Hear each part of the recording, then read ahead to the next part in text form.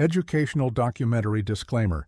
This video is for educational purposes, examining historical events. It does not promote any ideology or propaganda.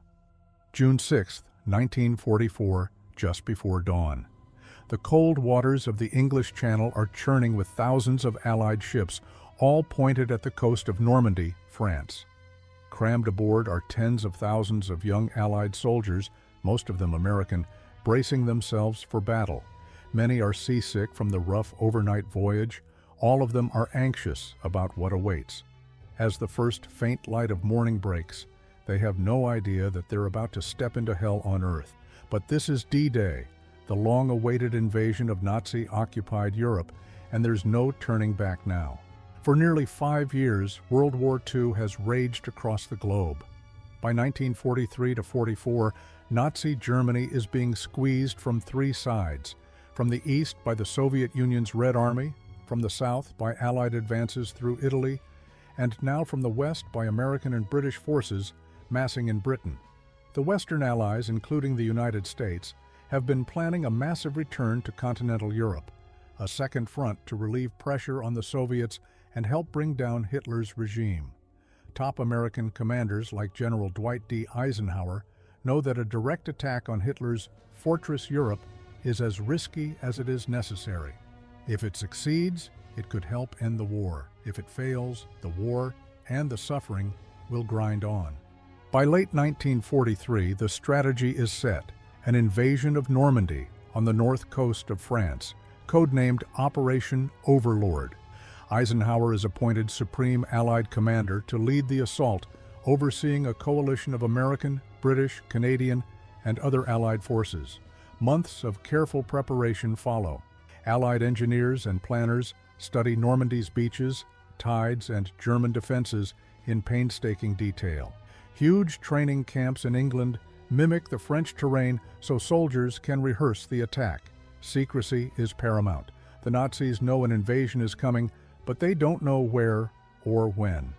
To deceive the enemy, the Allies create an elaborate ruse, Operation Fortitude, to make the Germans believe the landing will happen at Pas de Calais, the narrowest point of the English Channel, rather than Normandy. Fake armies are positioned in southeast England. Inflatable tanks, wooden aircraft, and bogus radio chatter all sell the illusion of a massive force ready to strike at Calais. American General George S. Patton, a commander the Germans respect and fear, is even put in charge of this phantom 1st U.S. Army group as bait. The hope is that Hitler will keep his best divisions waiting in the wrong place. The deception works.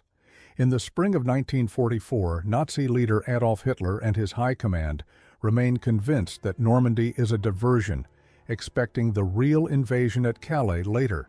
Field Marshal Erwin Rommel, the German commander in charge of coastal defenses in France, tries to prepare Normandy as best he can, laying millions of mines, anti-tank obstacles, and fortifications along the shore known as the Atlantic Wall.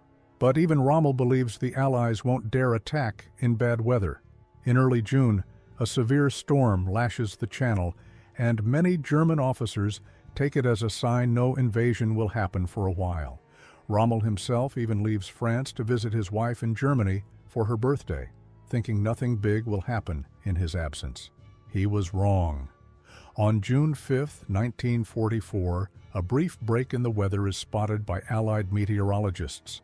A narrow 24-hour window of calmer seas and clearer skies. General Eisenhower makes the gut-wrenching decision to launch the invasion in the early hours of June 6th. "Okay, let's go," he says, committing over 150,000 men to the most ambitious amphibious assault in history.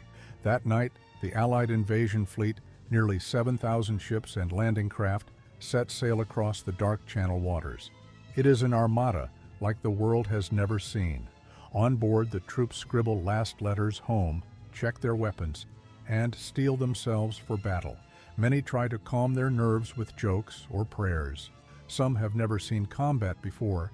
A few are veterans of North Africa or Italy, knowing this will be even tougher. In the pre-dawn darkness, as rain falls and waves toss their boats, some men quietly reflect that they might not live to see another sunrise. Just after midnight on June 6th, the first blows of D-Day fall. Thousands of American, British, and Canadian paratroopers leap from airplanes into the darkness over Normandy. It's a daring plan to seize key bridges and roadways inland, to slow German counterattacks against the beaches. As American soldiers saw it, the night sky suddenly filled with parachutes. Paratrooper Eugene Rowe of the 101st Airborne later recalled stepping out of the plane into a chaotic mix of tracer bullets and flak, lighting up the sky. The drops do not go smoothly. Planes fly off course or come under fire, and paratroopers are scattered all over the Norman countryside. Many units miss their landing zones. Some paratroopers drown in flooded fields. Others end up miles from their targets. And yet, amid the confusion, these airborne troops wreak havoc behind enemy lines.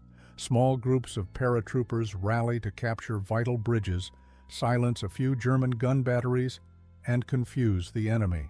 A band of British glider troops famously takes the crucial Pegasus Bridge in a midnight assault, and American paratroopers fight skirmishes in the dark, helping secure the inland side of the invasion area. The Germans are bewildered. Reports of enemy troops all over Normandy in the middle of the night sow confusion in their ranks. Around 5:30 a.m., as dawn finally arrives, the Allied naval bombardment begins in earnest. Dozens of battleships, cruisers, and destroyers lying off the coast open fire, unleashing a thunderous barrage on the German coastal fortifications. The sky turns orange with flashes of big guns.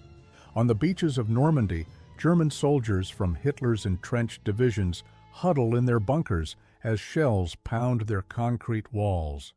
One German defender wrote that the bombardment was deafening, a ceaseless thunder that shook the earth and made it seem as if the end of the world was coming.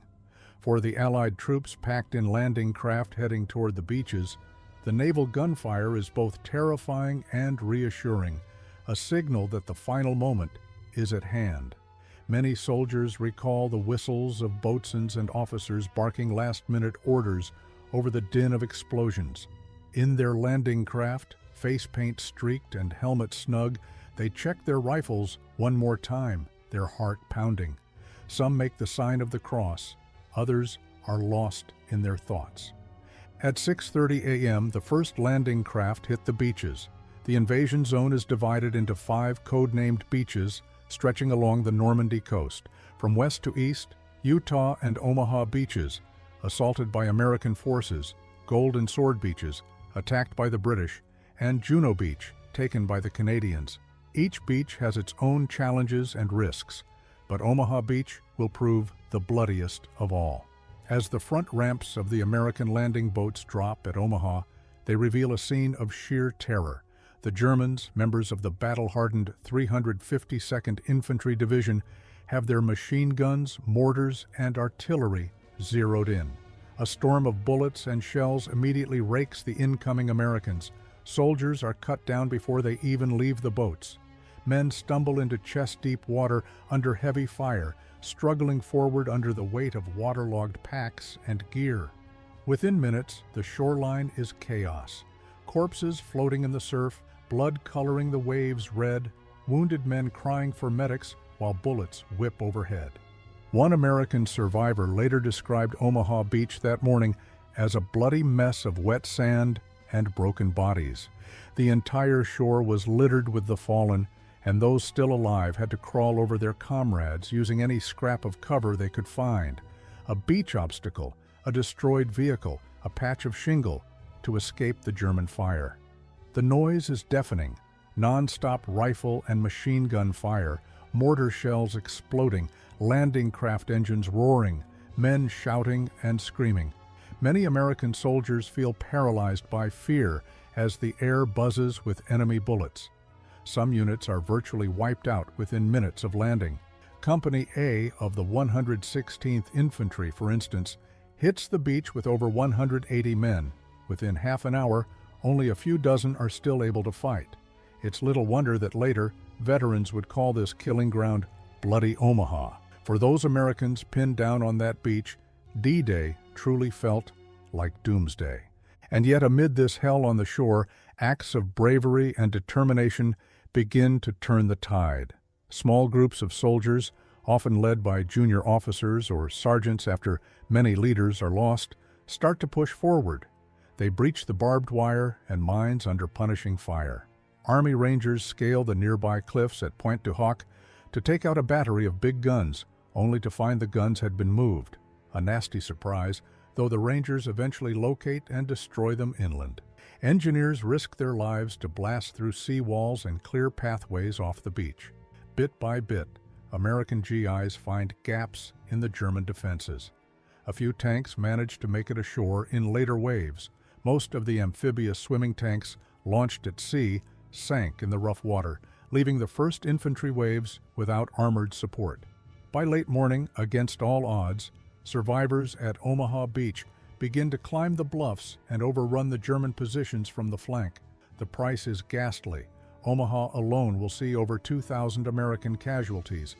But slowly, the German fire slacks as Allied troops gain ground. Meanwhile, to the west at Utah Beach, the other American landing has gone more smoothly. Strong currents pushed the first wave off course, causing them to land in a slightly less defended sector of Utah. This stroke of luck, combined with aggressive leadership, means casualties at Utah are relatively light. Brigadier General Theodore Roosevelt Jr., the eldest son of former U.S. President Theodore Roosevelt, famously walks the beach with a cane, organizing troops amid the chaos. Realizing they've landed in the wrong spot, Roosevelt smiles and says, "We'll start the war from right here," improvising a new plan on the fly. His calm courage helps the men at Utah press inland with fewer than 300 casualties, a far cry from the carnage of Omaha. On the British and Canadian beaches, Gold, Juno, and Sword, the Allies also meet fierce resistance, but they benefit from better preliminary bombardment and specialized tanks that help clear obstacles. The fighting there is still deadly. The Canadian 3rd Division at Juno, for instance, sustains heavy losses in the first hour. But by midday, the Commonwealth troops have largely secured their beachheads. They begin moving inland, though they face counterattacks and heavily defended villages just beyond the sand. Stiff German resistance at a seaside town called Ouistreham and other strong points slows the British on Sword, preventing them from capturing the city of Caen on D-Day as planned. Still, the British and Canadians push off the beaches and start linking up their landing zones. Crucially, the beachheads are holding. For the German defenders, initial confusion turns to panic as the scale of the invasion becomes clear. In Berlin, Hitler's inner circle is stunned that the Allies chose Normandy. Hitler himself had slept in on D-Day morning, exhausted from a long night and under the influence of sleeping medication. His generals were so afraid to wake him that critical hours were lost while the Führer snoozed, unaware that an invasion was in full swing. By the time Hitler finally learned of the Normandy landings late in the morning, he stubbornly clung to the belief that this was not the main assault. Convinced the real attack would still come at Calais, Hitler refused to release vital panzer tank divisions to counterattack in Normandy. Field Marshal Rommel's requests for armor to drive the Allies back into the sea were delayed by bureaucracy and Hitler's disbelief. German reinforcements that could have possibly crushed the vulnerable beachheads never arrived in time.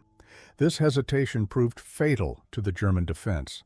As one German officer bitterly put it later, "The invasion succeeded because our highest command dithered while the enemy acted."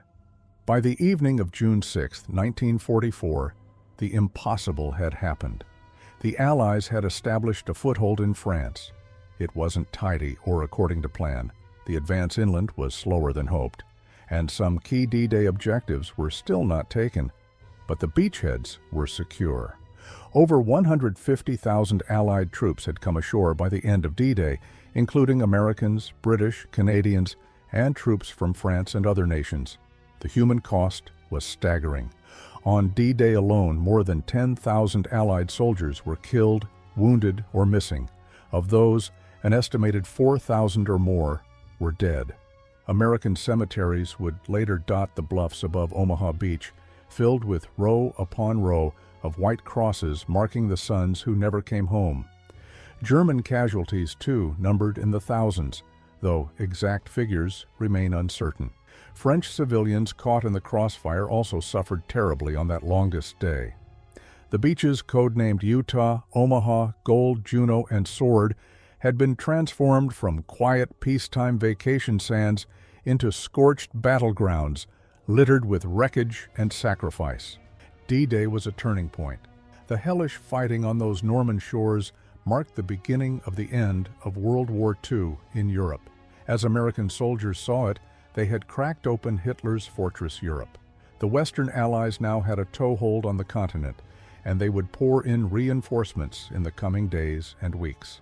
Ahead lay months of brutal combat in Normandy's hedgerows and French towns, and nearly a year of hard fighting to reach Berlin. But the success of D-Day meant that victory was only a matter of time.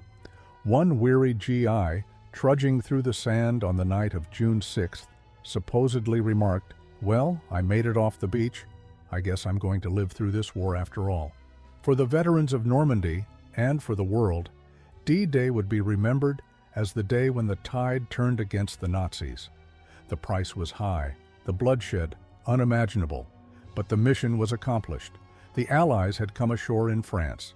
The liberation of Europe had begun on that longest day in fire and blood, truly hell on the shore, but the dawn of freedom on the horizon.